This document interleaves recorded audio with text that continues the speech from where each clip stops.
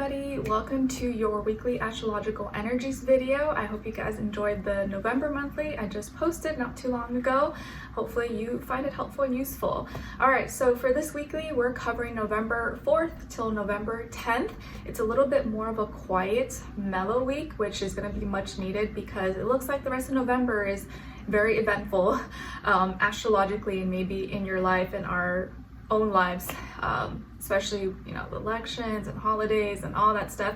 The end of the year always tends to be kind of hectic and chaotic, but hopefully we can help work through things and bring each other some peace and clarity and understanding, like, okay, it's not just me, there are some outside energetic forces that are influencing me and other people around us to be feeling this way.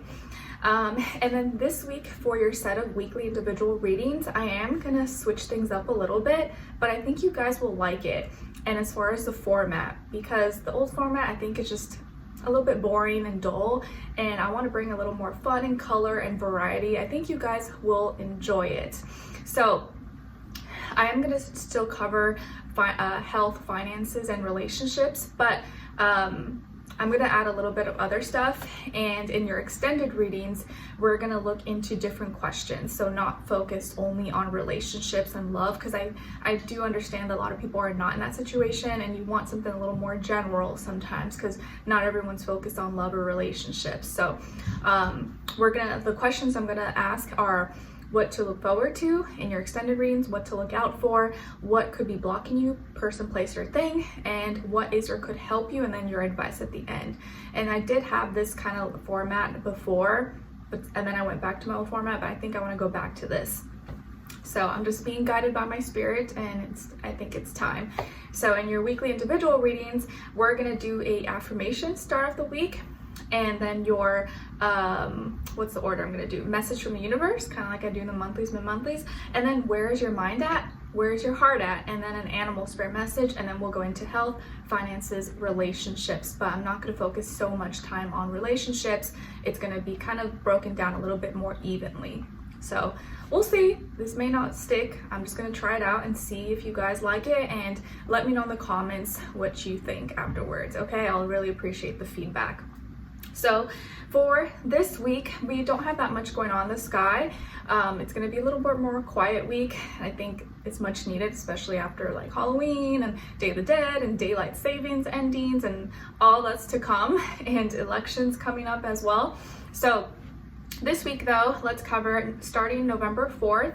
We have the sun in Scorpio trining Saturn in Pisces. So here our actions and what we put out into the world has the gift to help us see the reality, or maybe build more discipline, handle our duties, obligations, responsibilities. So here with the sun being in Scorpio and Saturn being in Pisces still, and actually Saturn's going to go direct at what date this month? On the 15th. Yes, we'll cover that when we get closer. But here, that Scorpio energy is helping us get a little more fixated and maybe have a little more emotional intelligence when it comes to our duties, obligations, responsibilities, and instead of, you know, just being, oh, like, this is my dream, I kind of want this, well, kind of want that, because, you know, Pisces energy is so kind of free and open and mutable, but Scorpios kind of help us direct it, like, no, you got to be more specific. What is your dream? What do you want? And not in a stubborn way, but help us get a little bit more picky and put more energy into what we want to manifest or materialize in our reality, and therefore build more emotional discipline, emotional intelligence, and get more fixated about our reality, what we want to bring into this world. So here the sun and Scorpio, and Scorpio energy is is like gifting and helping us align with our reality and our responsibilities, and to get a little bit more fixated and have more emotional discipline as well to work towards our dreams and our goals. The next day on November 5th, we have Mercury in Sagittarius trining the North Node in Aries. So here, you know how the North Node is kind of very uncomfortable. It's things that are, you know, we're not familiar with, so it can be kind of scary or intimidating. Well, Mercury being in Sagittarius, even though Mercury is, you know, debilitated in Sagittarius, it still is helping us, serving as a gift and helping us get more expansive, get out of our fear and get us closer towards our spiritual path, which is the North Node in Aries, being more individual, gaining our independence, going it alone and not being afraid to start things that maybe you don't have much backup or support to lean on, but to have that courage to move forward. So Mercury and Sagittarius can help you see that, okay, like, you may not have all this support, but if you really believe in it, and you need to expand, and you know, you want to find new possibilities, there's more options out there. Like, things are possible. It's going to help us be a little more positive about what could, you know, all the possibilities and like what ifs, not the negatives. And so the way we're thinking and communicating has more gifts to lead us towards our spiritual growth and our spiritual path. And hopefully in a more healthy way where we have the courage to go forward. We're not just being like, you know, silly or irresponsible. Then on November 9th, we have Venus in Sagittarius, because we have both Mercury and Venus in Sagittarius, squaring Neptune in Pisces.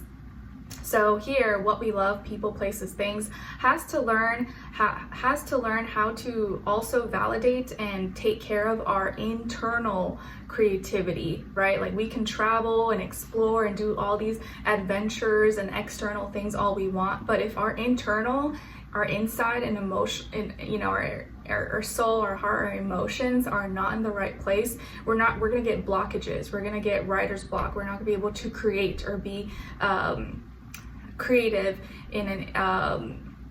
we're always going to search for things outside of us to help us grow and expand, rather than seeing that we can create it within ourselves.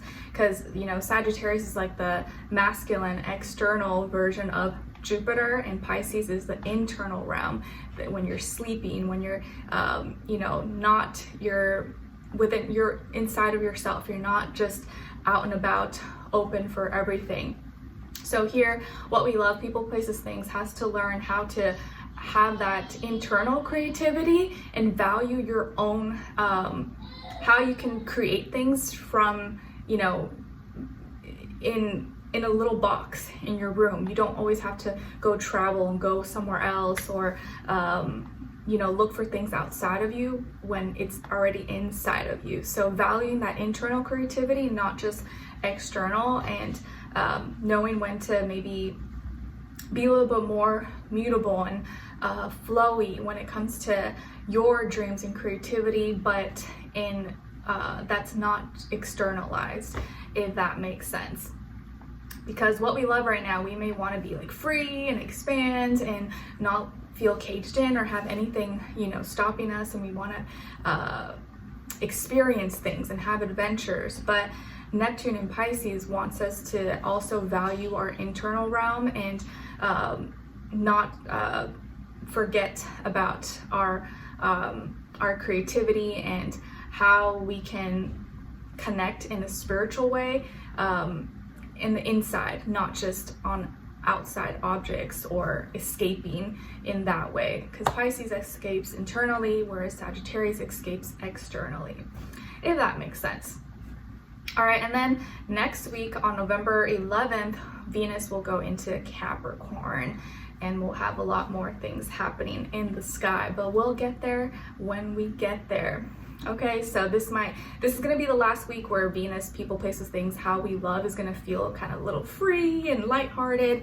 Once it goes into Capricorn, we're going to like be a little more earthy and practical about the things that we love, and probably start thinking more about the future and next year and all that stuff. All right, so that is all for the weekly energies of what's going on in the sky for this week.